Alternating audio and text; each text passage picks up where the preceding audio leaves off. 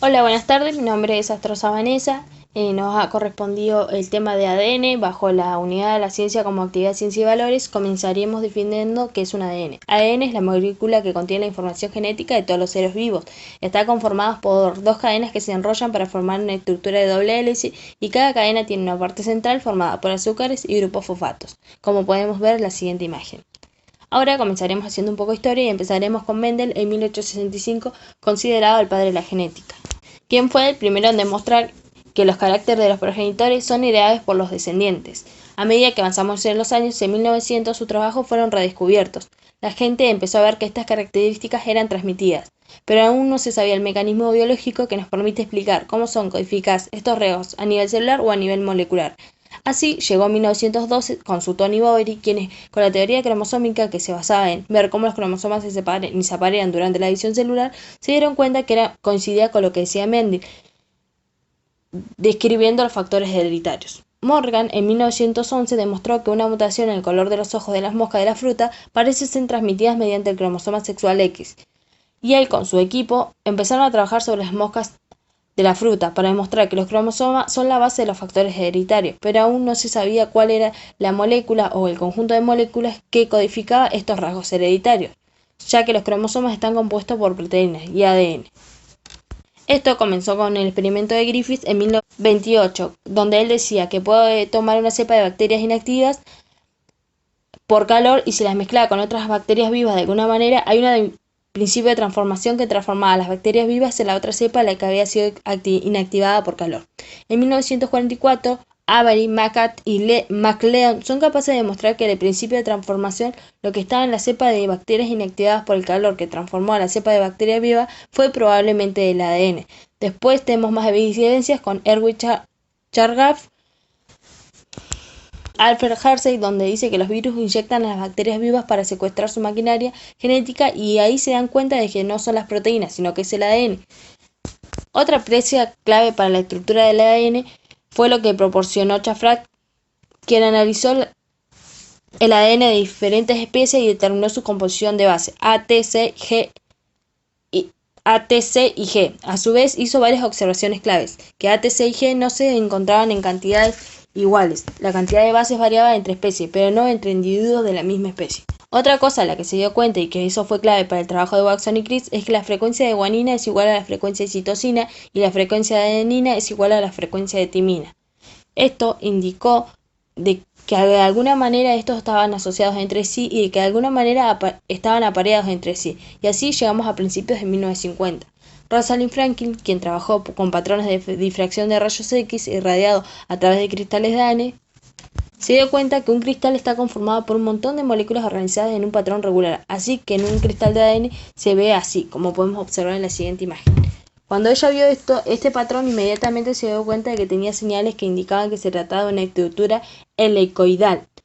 Ella hizo un trabajo muy minucioso y ya tenía una idea. Ella sabía que se trataba de una estructura helicoidal, pero estaba esperando a conseguir un poco más de información para publicar su trabajo. Y al mismo tiempo Watson y Crick estaban tratando de descubrir la estructura del ADN también, y pudieron ver el trabajo de Franklin, la famosa fotografía B51 que revelaba la forma de la helicoidalidad de la molécula de ADN. Wilkin, quien compartía laboratorio con ella y trabajaba con Crick, tomó la fotografía sin su permiso, y gracias a eso y a los aportes que obtuvo Watson cuando se presentó al seminario de Franklin, hicieron el gran descubrimiento, ya que fueron capaces de establecer que no se trataba de una sola hélice, sino de una doble hélice y que se tenía estos pares de bases, G igual a C y A igual a T, que forman los peldaños de la doble hélice, y esto fue muy interesante porque mostró cómo el ADN puede replicarse a sí mismo. Watson y Crick decían que para entender el ADN debemos imaginarnos dos cadenas que se unen formando una doble hélice o una escalera de caracol, donde miles y millones de adeninas, timinas, guaninas y citosinas se unen formando una secuencia que sigue en un orden determinado. La secuencia completa de estas sustancias químicas compone nuestro código genético, nuestro genoma, y determinadas secuencias de estas letras dan lugar a las frases conocidas como genes. Podemos decir que el ADN es el mapa genético de la vida. Y así, el 25 de abril de 1953, la revista científica Nature publicó esta investigación con el título Estructura de ácido desoxirribonucleico, donde los científicos revelaron el misterio de la molécula que contiene la información necesaria para que cualquier organismo vivo nazca y se desarrolle, resolviendo el funcionamiento del código genético iniciado una era de avances sin precedentes de la biología, por lo cual se le otorgó un premio Nobel de Medicina en 1962. Sin embargo, su hallazgo no hubiera sido posible sin el labor de la química Rosalind Franklin, la cual era experta en una poderosa técnica para la determinación de la estructura de moléculas conocida como cristalografía de rayos X.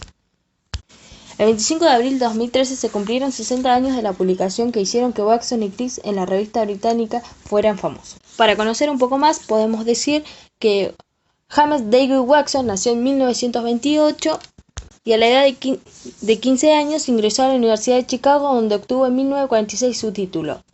Y en 1947 le dio el equivalente a una licenciatura en Sociología. Watson es estadounidense y fue considerado el padre de la biología molecular, siendo un bioquímico y genetista.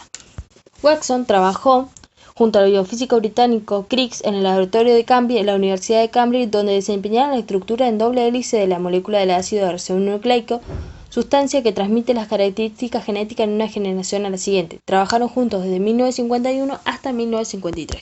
Crick, bioquímico inglés, que nació en Reino Unido en 1916, asistió a la escuela de su ciudad natal y más tarde logró obtener una beca para realizar los estudios de física, matemáticos y química en Londres. Vamos a hacer un recorrido sobre cómo se llegó a determinar este descubrimiento, cuál fue el camino hacia este. En 1951, Watson asistió a una conferencia de Maurice Wilkins, físico neozelandés, en la que explicó cómo en su laboratorio, sin mencionar a Rosalind Franklin, cristalizaban el ADN para luego someterlo a heces de rayos X y observaban su difracción. De este modo esperaban lograr desentrañar el misterio de cuál era su estructura molecular. Impresionado ante esta nueva forma de enfocar el estudio de una molécula biológica, Watson decidió que combinado estos experimentos con los datos químicos disponibles sobre el ADN en ese momento y realizando trabajos de diseño de modelos estructurales como los que había aplicado Pauling para su descubrimiento de la hélice alfa, podría ser posible descifrar la estructura de esa molécula fundamental. Así, convenció a Luria, el supervisor de tesis de doctorado de Watson, para que le recomendara a Max Perutz y le permitiera trabajar en su laboratorio, donde se estaban empezando a dedicar al ADN. Luria lo recomendó como un discípulo brillante y fue admitido, con lo que en el mismo año, en 1951, llegó al laboratorio Cavendish y conoció a Francis Crick, iniciando una rápida amistad que se tradujo en una estrecha colaboración para el análisis de la estructura del ADN. Ese mismo año Watson y Crick se conocieron y Max Perutz le asignó un despacho para trabajar sobre el ADN. Hasta ese momento se sabía que el ADN era una macromolécula que estaba formada por la unión de miles de nucleótidos y que existían 4 bases nitrogenadas. En principio decidieron seguir los pasos de Pauling diseñando modelos experimentales sobre una posible estructura molecular a base de alambres, bolas de plástico y cartones. En este punto se atascaron, pues de ningún modo se podía construir un modelo similar al de Pauling que resultara estable, ya que se sabía que en el ADN existían 4 tipos diferentes de bases nitrogenadas diferentes entre sí. Entonces comenzaron a colaborar con Maurice Wilkins del King's College de Londres, que realizaba estudios sobre la difracción de rayos X en moléculas cristalizadas de ADN. Wilkins les indicó que las fotografías de difracción de rayos X de ADN, aunque de mala calidad, apuntaban que este podría tener una estructura triple helicoidal, es decir, 3 cadenas de nucleótidos enrollados entre sí. Sin embargo, los datos que contaban Watson y Crick indicaban que este modelo era incorrecto, ya que era químicamente imposible. Entre los datos fundamentales que manejaban Watson y Crick destacaban el apartado de Erwin Chargaff.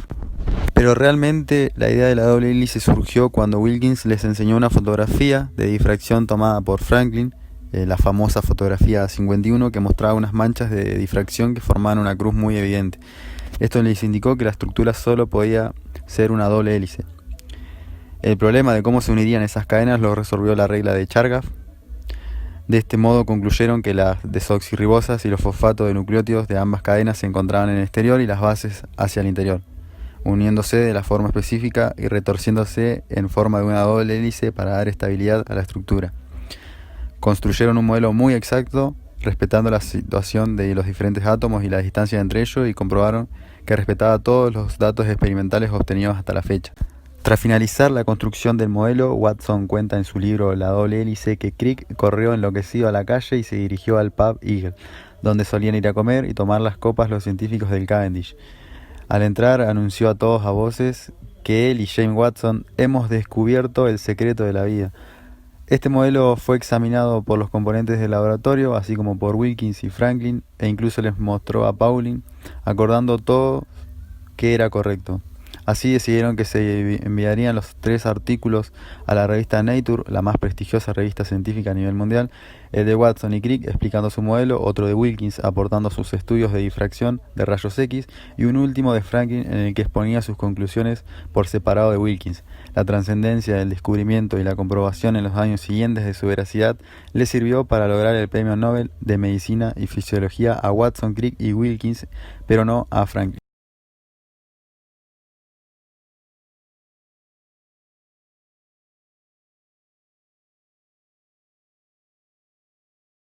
Como conocimiento nuevo, adquirimos el conocimiento de la estructura del ADN y los procesos que llevaron a cabo Watson y Crick para hacer el descubrimiento. Como nuevas reflexiones, Podemos pensar en los valores de la ciencia, qué está bien y qué está mal en los métodos que utilizan para ganar esa carrera científica por descubrir. y las preguntas que quedaron resonando. Como pregunta que nos podemos hacer es cuáles son los intereses de la ciencia como una construcción social y cuáles son los intereses de los que hacen ciencia, que podría ser intereses personales en el caso de este tema.